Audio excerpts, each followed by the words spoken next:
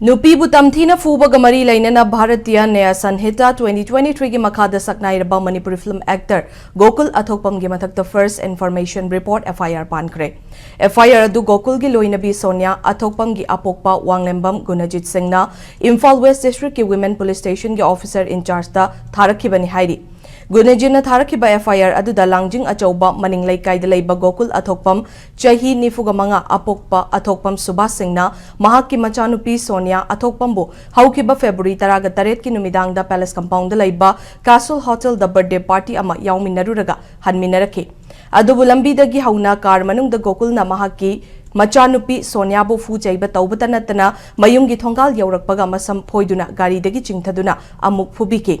नुंगदांग अदुमक्तदा सोनियाबु मपामदगी मियोइसिंगना जेनिम्स hospital दा पुदुना treatment चथकी हाइदी लोइनना panic attack न मरम ओइरगा हौकिबा फेब्रुवारी 28 दसु जेनिम्स के साइकेट्रिक डिपार्टमेंट दा मखा ताबा ट्रीटमेंट तौकी हाइदी हाइरिबा थौदोगसगा मरी लैनना गोकुल अथोकपम गी मथक्ता मरी लैनबसिंगना एक्शन लौखटपिनबा गुणजित की FIR असिदा पल्ली।